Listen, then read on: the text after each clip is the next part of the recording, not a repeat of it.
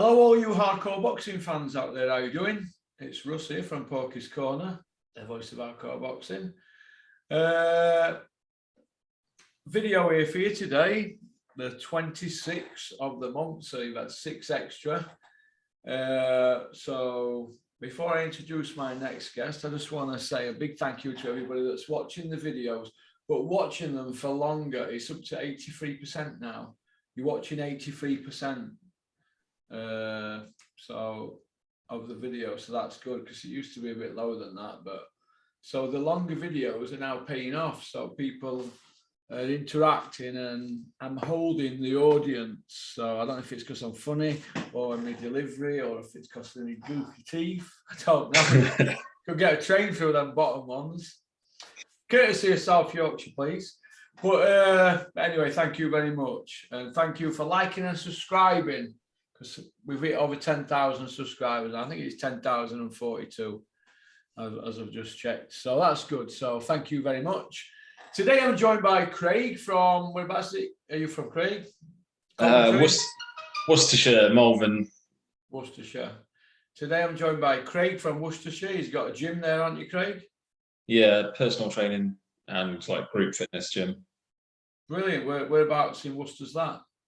It's Malvern. It's a little town, really, just about 6 miles outside of Worcestershire. Brilliant. Outside of Worcester. And have you got social media handles? Yeah. Don't ask me what they are though. I think the Instagram is just Matrix Fitness Malvern, and then Facebook is just Matrix Fitness. Right. So there you go. If you need to know about fitness, Craig's the man to be. He's a picture of health with his gym, unlike my good friend Max with the Volvo. Out of a breadcrumb, big derby on him, but he's got a gym. and he's smashing it. That's it. Only joking, Max. What do you want to talk about, Craig? So, well, I think we said the other day when I voice noted you, we just have a chat mainly about current affairs and like the last weekends. Yeah. Mainly, I guess. I know you've covered that quite a lot since, so it's up to you, really. Oh, Joshua. Yeah, well, the whole show.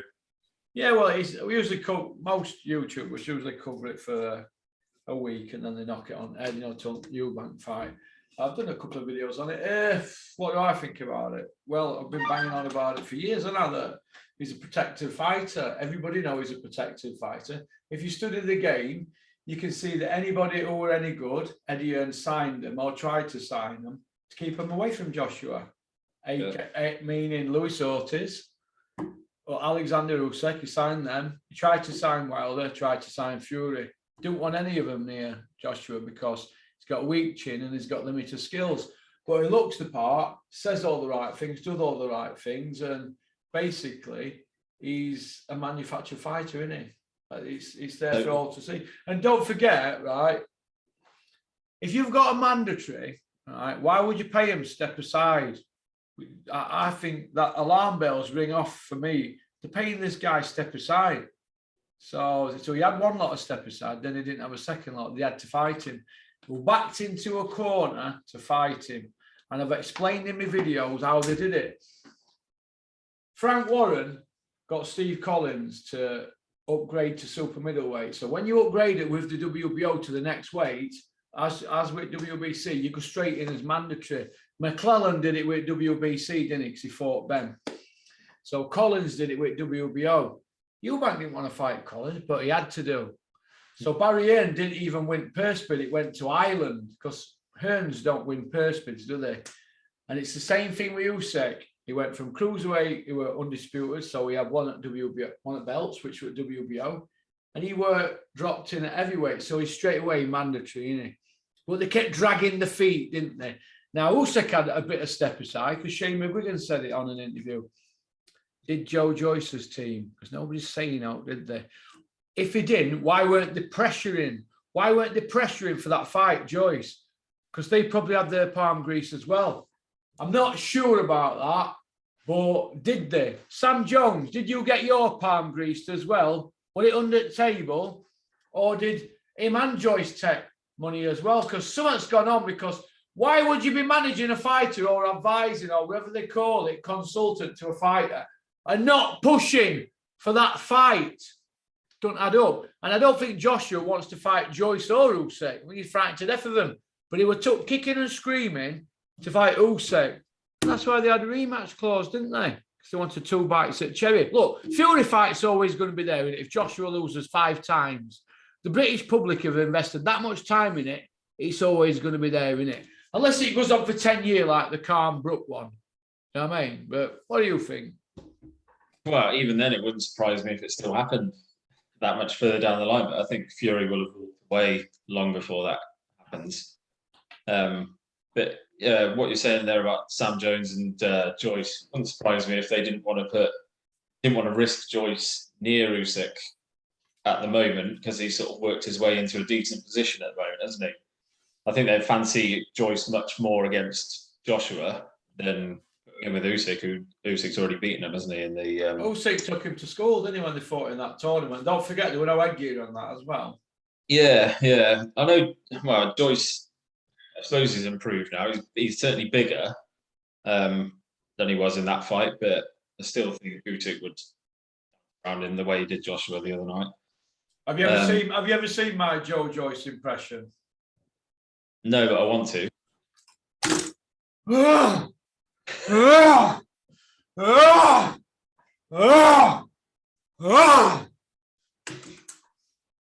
Accurate.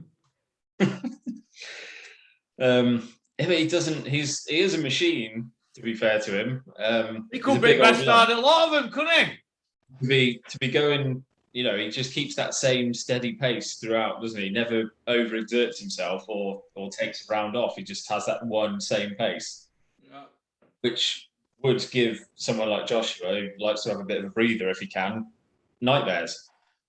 Sure does, mate. It sure does. He's rock hard, isn't he, Joyce? So, they just wouldn't fancy it. But now, obviously, they've invoked the rematch clause already, haven't they? According to all the outlets yesterday. But of course they will, yeah. They'll rematch it. Why don't these YouTubers ask Eddie Hearn, Eddie, why are you putting rematch clauses in mandatory fights? It goes against the grain with me. It's not done. It shouldn't be a done thing. It's a mandatory. Yeah. It's a mandatory. So why is there a rematch clause in that? Ben. It sort of tells you 2 things, doesn't it? It's that they're greedy and that they're not confident. So they were really. I noticed Adam Smith was really keen to mention that that Usyk had agreed to the rematch clause. They kept reiterating that Usyk had agreed to the rematch clause when they mentioned it during the fight the other night. Like, always trying to make out that it wasn't that it was pushed on him. It was just that he was happy to agree to the rematch, which I'm sure he probably was now, because he was confident in beating Joshua, and now he has beaten him. He's going to be even more confident, isn't he? Will Joshua be confident about fighting at rematch, or will he pull an injury? And will Eddie Hearn try and put his blocker guy, Dylan White, in to fight Usyk, try and get rid of him? Well, I can see it being delayed. I know they haven't set a date for it. Well, he's got a cut, hasn't he? He's cutting it. Yeah, so Hearn's talking about early next year, sort of March, April time. But I don't think Joshua will fight again then. It's not. He hasn't had his 12 months off. It's to rest in between fights like he normally does. Joshua's done an interview saying, "Yeah, we've evoked the rematch clause and all that," and then in the same interview he's saying he'll fight winner of Fury Wilder next and dump belts. So he should fight. He should fight the loser of that fight. He should do something. But he needs to spend some of his money. Why don't he go get a gym? That's what I want to know. Why are they up at the CIS milking it? He needs to go and get a gym, spend some of his $250 million that he's got, go and buy a gym or train elsewhere, and let these amateur kids crack on up here, because it's not about him up there now. They need to get rid of him all. McCracken needs to go as well. He's had a good 12 year up there, milking it. I still wouldn't be surprised if he's replaced as head trainer. I think Joshua's got that sort of loyalty to him, but I do think he'll enlist some different help, which will be Rob's still the top man, but really he won't be. He's not a top man though, is he? He's just there for money now, and what Yeah. sort of trainer worth his salt lets two other guys, that Joby Clayton and that Angel Hernandez or Fernand, whatever he's called him. What is that his name? I think it's Angel Hernandez. Angel, him and Joby Clayton. Lets them two come on board, and then lets him train with his old amateur trainer at Finchley, and then he's Tony Bellew shouting instructions to him from side at ring, which Beam were on about on IFL. What's all that about? What sort of trainer worth his salt puts up with that? I'll tell you, a trainer that's just willing to take his paycheck and pile it up in corner and think, look, if he gets beat here, I could be down road. Personally, I think he goes. I think he's gone. I think they'll scrap the lot and they'll start fresh. I think he's gone. Never mind all that loyalty and all that. They'll word it like Rob's a great guy and I wish him all the best. I'm going in a different direction, all that. I think he's gone. Could be wrong, but I think he is done and they'll go train somewhere else. I think somebody else said he just needs to get out of the comfort zone, which he's very much in the comfort zone, isn't he? He's surrounded by dossers and people vying for his affection. Hangers on. It happens in boxing. People slink in before you know where you are. They're wrapping fighters' gloves. They turn up, they're very quiet at back at change. You're on the light, like, oh, he's a quiet lad. Isn't he nice? Oh, he went to shop for sandwiches. 3 weeks later, they're wrapping fighters' hands. Here, I've seen it, mate. I've seen it with my own eyes. What's fucking going on here? Seen it, mate. Seen it. It's not good. What can you do?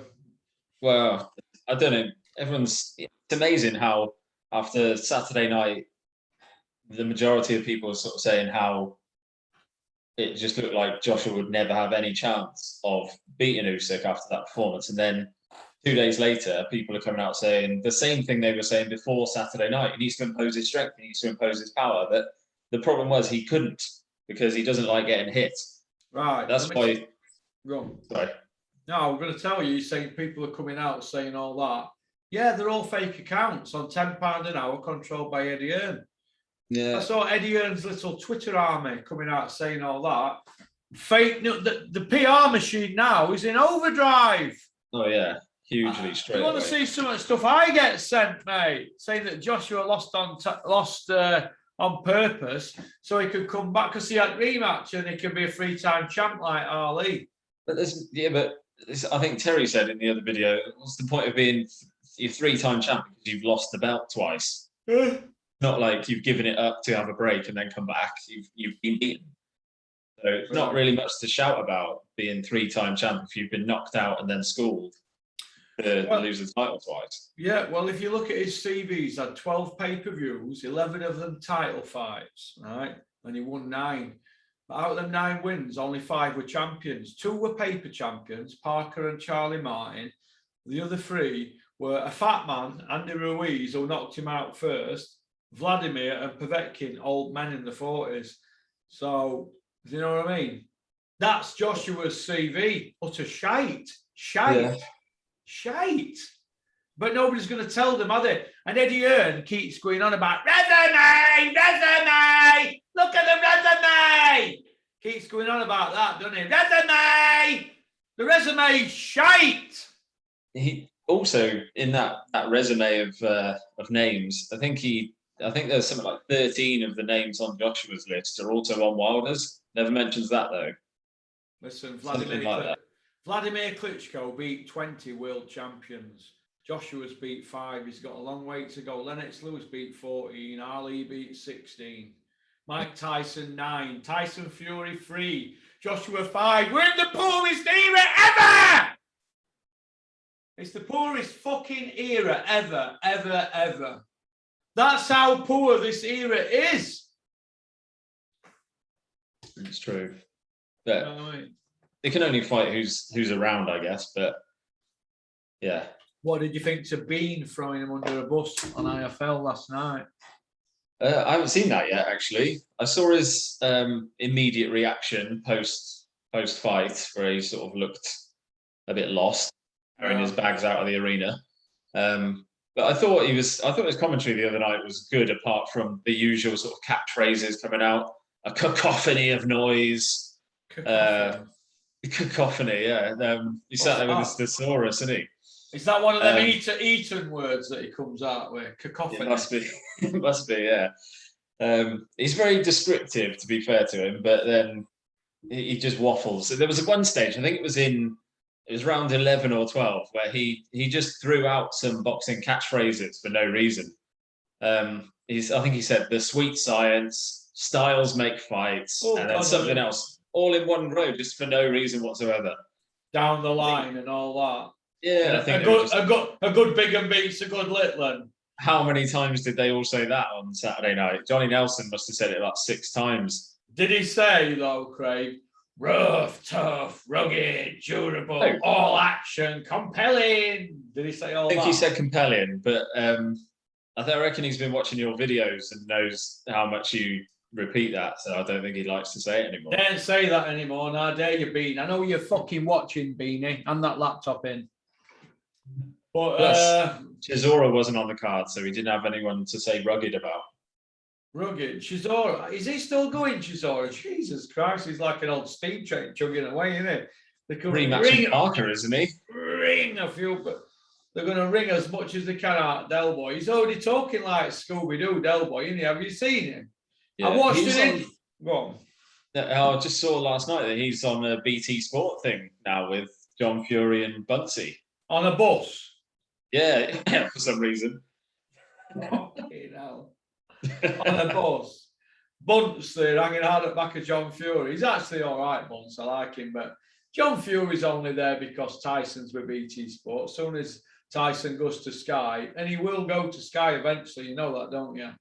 Probably, yeah. Yeah, listen, as soon as the right deal's on the table and he's done with Bricktop, he will go to Sky. Sure as eggs are eggs. He's not bothered about Frank Warren and loyalty. They don't do loyalty, them, him and his old man. They don't. They do money. Yeah. They don't do loyalty. They say whatever it means to get them through the situation. They'll say anything. Well, they'll fuck a snake for £1 note. Pair of them. You're gonna like this. How's that? Bit of product placement there. Go on, lads. That's an old one, isn't it? Is that let's have a look, turn it round. Turn it that other way. Oh yeah, it's one of the 2017 ones, yeah. Well, I got it last year. Oh, off. Did we send it here? Yeah. Can't remember. Somebody called Adam Beanie Smith complaining, saying that you've been blocked on this channel. We don't block people on this channel and saying you bought merchandise. Email me, porkycorner@mail.com, and I will have a look on our computer and see if you bought merchandise here. But we only did it for them mugs, so I don't know what I can't remember you. I don't remember sending anything to Adam Beanie Smith. So send me a real name on email and we'll check and see if you've had it. But you're not blocked. Nobody's blocked on here. All right, get a grip of yourself. So check your computer. Get a good computer. Yeah, go on, Craig. You were saying. I can't remember where we were now. You were on about Adam Smith and his one-liners. Oh yeah, just rugged. Welcome to the boot. Well, it's good to have the blue ribbon division back, Matt. Well, Matt's in the Lions hanging out at the back of him. All you can see is Matthew Macklin's legs hanging out at the back of Bean's hula hoop. He was shocking on commentary the other night, Macklin. Oh, Macklin sold his soul to Neville. Just blatant with the bias. I think it was getting to the middle rounds where it was like Usyk just slowed the pace down just a little bit, and Matt said, "Oh, it looks as if the speed's sort of waning out of Usyk a little bit now." And Adam Smith was like, "Oh, is it though?" And he said, "Well, I hope it is." Like, you can't be on commentary if you're blatantly favouring one fighter. I know it's a home fighter, but you've got to be impartial. What do you think to Campbell Hatton's performance? Did he win a round? I gave him a share of 1 round out of 6. Yeah. As soon as old Dreadlocks called out the scorecard, you knew it was going to Hatton. It was just shocking, unbelievable. When I thought it was disgraceful, really, because in the previous fight, we saw Castillo get absolutely ironed out in one of the worst knockouts I've seen for a while. His legs are shaking about all over the place. Could be laying, for all that ref knew at the time, could be laying in hospital in a coma, and then the referee's going to rob somebody of a win on the next fight. Disgraceful. Yeah. Do you know if that kid had died who Callum Smith knocked out or was shaking like a leaf on the floor? Would I've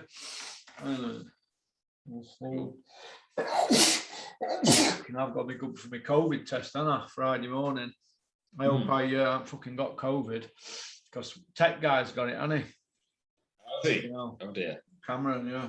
Sweating here. I've got travel insurance, so I'm all right if I. But anyway, if that kid had died, would they have carried on with the show? What do you think? Yeah, of course they would have done. Yeah, they wouldn't have said anything, would they? A bit like when George Groves ended up in hospital in Manchester after Froch won first fight. He got a concussion, and they didn't tell anybody, did they? Because they wanted to build rematch on the referee's mistake. Now that'll be coming out in Howard Foster's book. Howard Foster personally told me that at a show. Now, why did Eddie come out and say that he had a concussion? So could Groves have carried on for them last 3 rounds? No, he couldn't have. But that kid were knocked out, wasn't he? And like I said, if he'd have died, they wouldn't have said no, would they? They wouldn't have done anything, mate. Carried on. The show must go on, is the old saying, isn't it? Yeah. It was the same thing when there was a wrestler, Owen Hart, that died in the middle of a show. Actually fell from, he was coming down to the ring on a zip wire thing, which malfunctioned. He fell into the ring and was taken out and died in the hospital later. But they had to announce his death and carry on the show. They had to have 2 or 3 more matches on the show. When the whole crowd had seen him plummet into the ring. But yeah, they would have carried on. If going back to Campbell Hatton, if he'd been in there with somebody that could punch 10% harder than that guy who was in against, he'd have been stopped.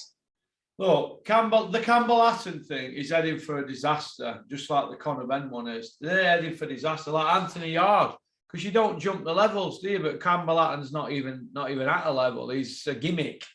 Yeah, he should have been. He should have been on that show in the place that Marku and his opponent were on. I thought it was way too early for Marku, given the amount of fancies following he's got. Why don't they take Campbell Hatton, if he's such a big ticket seller and got such a big following, take him out of the Sky equation, or the Matchroom Bubble whatever equation, whatever, DAZN, and put him on small shows like Steve Wood, Dennis Hobson's shows, Steffi Bulls. Let him learn his craft. Phil Jeffries up north. Put him on them shows, get him to go out in country and build a following, and come back when he's 14-0, when he's had 10 wins, and then let him run or let him fly, whatever, because at the moment he's like a rabbit in the headlights. Of course, it must. Well, I guess they're just doing the same thing of just making as much money off the name as possible to get the kid a load of money, and then he won't care really what happens after that. Same as Tommy Fury, isn't it? Just get on Love Island, get a profile, get him out to make as much money as possible out of some fights, and then that'll be that. You know, I know he's just declined the $1 million offer from Jake Paul. He should have taken. What about all them kids that are coming through turning pro? I'm bothered about them. All them kids coming out turning pro who want to get on in the sport, and then you've got Ricky Hatton's son who can't fight for toffee. He can't fight for a marshmallow frump. He can't fight at all. At all. You know that, I know that. Ricky Hatton, his dad, he knows that. And the other one, the brother, the dimwit, is it Matthew Hatton? He's a dimwit. He knows that as well. But they're all getting paid, aren't they? So nobody's going to say a fucking word. The kid's going to get brain damage. He's heading for a Dave Allen. He's going to be talking like Riddick Bowe and Dave Allen and Chisora soon. Chisora. Yeah, Chisora. It's Hatton came out in Damage Control, didn't he, after the weekend with a post on his Instagram of him and his lad saying that people shouldn't be judging another man's efforts or something to that effect, basically trying to play the whole thing down. Ricky Hatton, fuck you, you're a prick. All you're good for is sniffing beach and drinking Guinness. Go and fuck off, you prick. I don't like you. I don't like him. I fucking don't like Ricky out of me. I think he's a prick. He's a prick when he's had a drink. He's a prick to members at public, and I won't put it in my. I won't have that in my company. Dennis had a show, Matlock Town Football Club. Oh, you're coming out? You're like, I'm fuck. I don't like him. Oh, Mardy. So I'm not coming. I didn't go. Turned up in a Rolls Royce. Somebody his mate was driving him. Pissed as a fart. Off his head. Telling the same old jokes. Yeah. Load of bollocks, mate. You give it. And he used to leave it alone and stay out at Limelight and be a fucking trainer. Putting his son through that and has got millions in bank. What sort of dad does that? Yeah. Makes you, well, it's a strange one, isn't it? I suppose. His son obviously doesn't have to do anything if he didn't want to. But then is he just trying to follow in his dad's footsteps because the pressure's there to do it? Let me tell you this. Quinn Ahmed from Sheffield, 18-year-old, he will punch the fuck out of Campbell Hatton now, and I'll put $1,000 on it. I'll put $1,000 on it. He'll punch him upside down now. He's amateur. He will punch him all over. Steve Curry, trainer at Barton ABC, is it Salford? He's got kids in that gym that are the same weight as Campbell Hatton that will murder him on the spot. Murder him. A gimmick. A gimmick in the public. Falling for it. That's all it is. The public fall for everything, don't they? It's if enough people say the same shit, it'll stick. Yeah. That's what this is. So we spoke about Callum Smith. He looked well, didn't he? But yeah, not that we saw much of him. I thought that fight might have gone a bit longer, really. To sort of, I know he's been killing himself to get to super middle, and now he's probably way more comfortable at light heavy, isn't he? He probably doesn't have to train that. I thought he made super middleweight easy. We're telling everybody. As soon as they get beat, all of a sudden, oh, it's the weight. It's the weight. Oh, make it easy. They get beat. Oh, it won't wait. I saw that weight. So what fucking is it? What is it? He's massive at the weight. He was huge. He looked like a corpse on the scales, and then it was just enormous. Too big. Listen, Joe Gallagher made him. Buddy McGirt didn't make him. Buddy McGirt in that interview was saying that he made adjustments to his style and all that. Fucking adjustments. Why didn't you make adjustments for Arturo Gatti when he was fighting? And why didn't you make adjustments to that? Fighters do what they want, but it ain't Buddy McGirt coming in for one camp and made adjustments. Fucking hell, let's see the adjustments when they fight Beta Beef or Bivol. Yeah. Let's see the fucking adjustments, not when they're fighting Eddie Yates from Coronation Street. You know what I mean? Hey? Fucking, no, I'm saying. Fucking right, innit? Oh, Bin Man, Curly Watts. Curly Watts. Man. I don't watch Coronation Street, but I know those names. Right. Where do you see Joshua going now? Who do you think he's got? Where do you see him going? Do you think he takes a break from the sport? What is happening? I don't think he'll take a break from the sport. I think he's too arrogant. I know he tries to pretend that he's not, but he is. Yeah. The stuff he was saying in his post-fight press conference, where he's going on about it's a lesson. It's like he's still in PR mode, isn't it? Straight away. He won't take a break. He'll be adamant that he's going to take the rematch straight away, avenge the loss, get the belts back, be 3-time world champion. But like we said earlier, there'll be some sort of stumbling blocks put in the way to delay it. Probably, well, I don't know, what can they do, really? I guess he can just delay things as long as he wants. I don't know what the sort of technical bits and pieces are with this rematch clause, whether there's an expiry date on it or how that works. I'm not really sure. But if I were Usyk, I'd be saying, you want the rematch, you come to Ukraine and we'll do it there. Yeah. But I guess maybe they'll just say, we'll give you a couple of million extra if you come back to the UK. So that was one of the first things Andy Clark, was it, I think, doing the in-ring interview with Usyk after the fight. Will you come back to the UK for the rematch? Why should he? He's just come into the lion's den and taken the belts. Why should he come back and defend?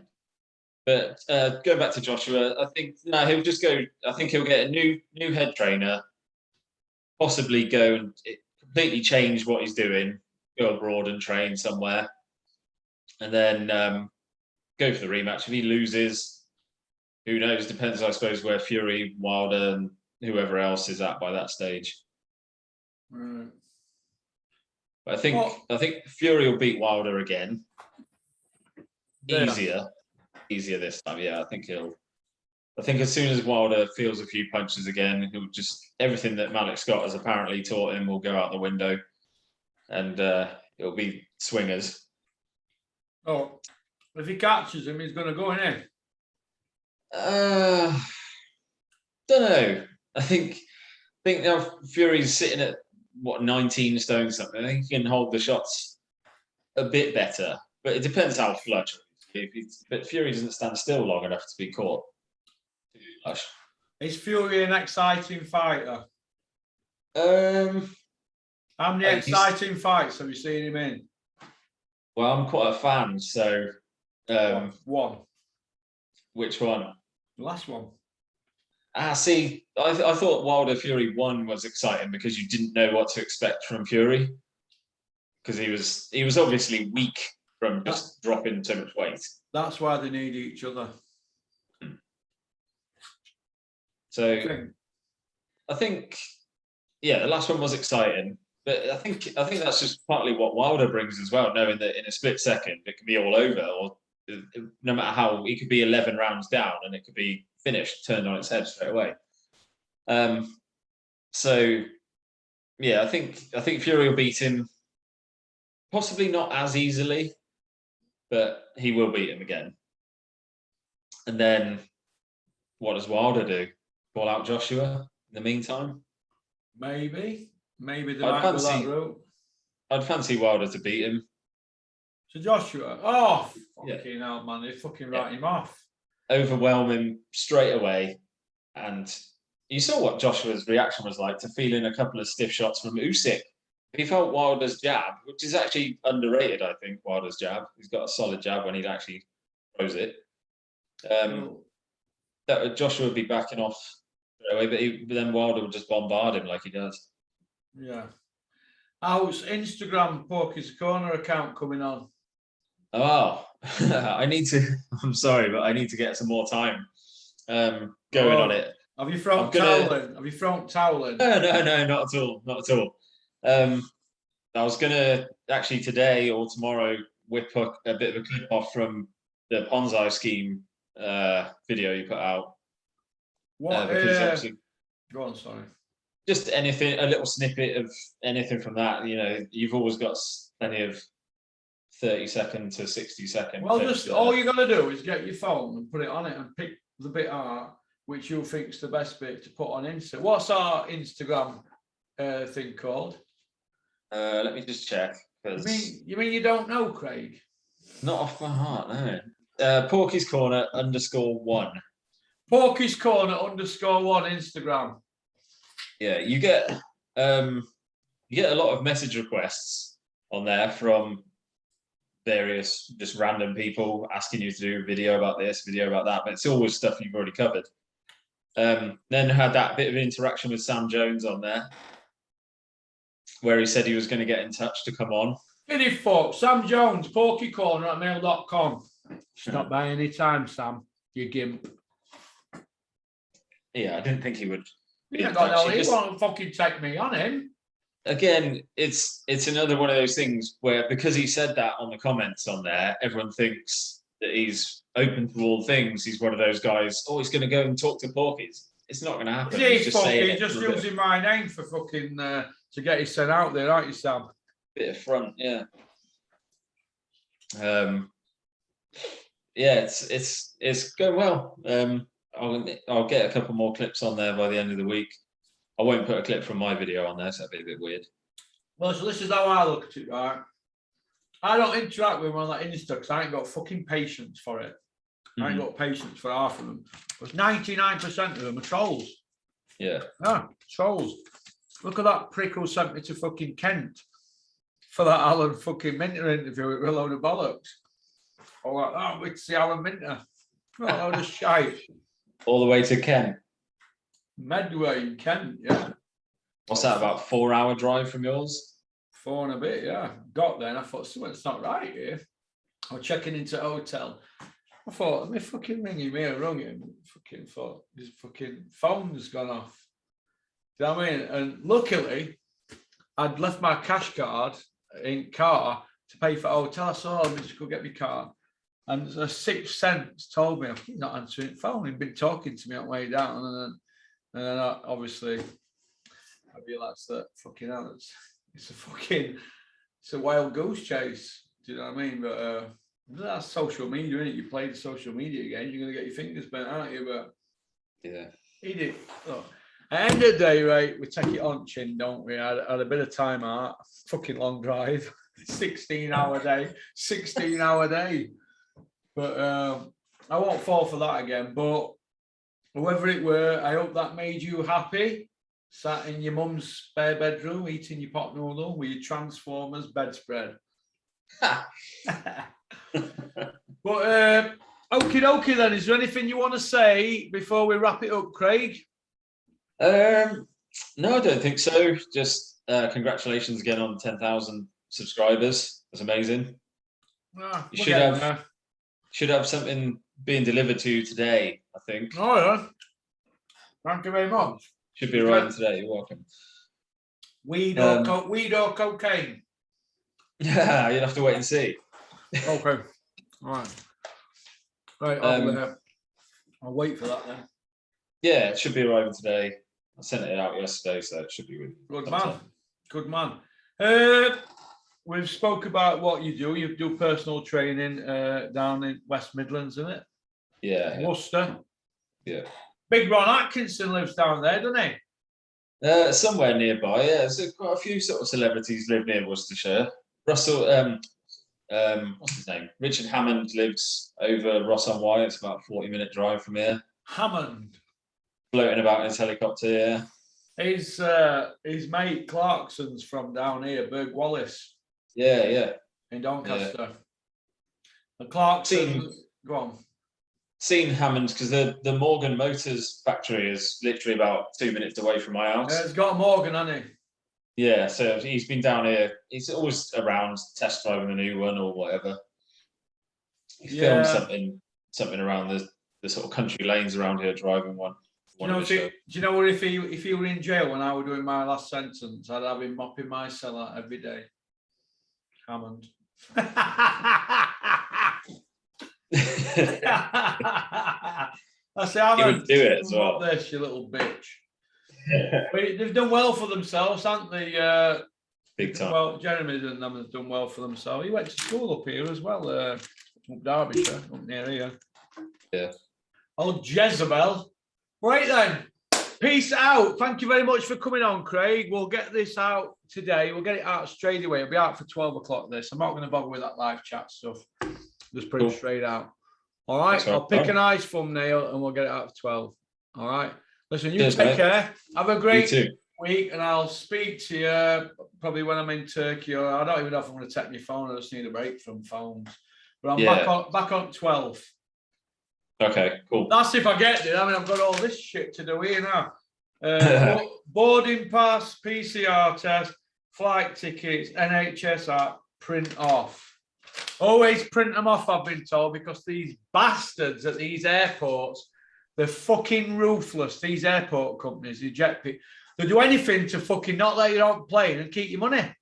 I mean, I've had it 3 times, me now, in my life, and it's over $1,000 out of pocket, and they just ruin your fucking holidays or wherever you want to go. I was going to a wedding last time. I've had it done to me 3 times. So I just do not trust the fucking system. And I've been told today that from 4th, there ain't going to be any PCR tests. And I'm going on fucking 3rd. I mean, I was looking at that bastard. 99 quid for a test. fucking How long believe it. How long are you out there for? Week. Whole week. Back Monday morning, go Sunday, right back on a Monday morning. You'll have a Time nice tan then when you come back. Got a fucking nice tan anyway, kid. Is that fake? Yeah, sunbed, innit? You've been on the sunbeds with Tony Bellew. Is that what he wants, sunbed? Yeah, He's always got a better tan than Liverpool will give you. So I did a back garden tan this summer and just topped it up with a couple of sunbed sessions. It only takes 15 minutes, doesn't it? Soon top it up. I'm about as fake as you can get. Fake teeth next week. Fucking hell. And then I don't want to go for the old. We'll see. Depends how good my teeth are, Michelle. Depends what mates rates we're talking. I might have face done. I don't know. I might go for Michael Buffer look. what about the Eddie Hearn hair transplant? No, I've heard he's had 4 sessions out of 10. 4 touch-ups. He's got 6 to go. What's he going to have by the end of it then, afro? Pardon? What's he going to have by the 10th session? A full afro on or what? He's got enough hair now. I don't know. I saw a picture of him yesterday on Google from 2010, and I saw one now, and he looks totally different, isn't it? Yeah, dense. He's had teeth, doesn't it? Look, if you want to look nice, I ain't got a problem with it, but come out and say it, don't you? Just come out and say you've had it done. Don't fucking bullshit us. Yeah. You know what I mean? Don't fucking say it grew back, Eddie, because it fucking didn't. Do you know what I mean? We all know what you're like when you go for a swim, Eddie. Eddie's the only man who goes for a swim with a fucking hat on. You know, one of them hats that they wear swimming. Go on, you take care. All right. Cheers, Peace out, Craig. Bye-bye. Take it easy.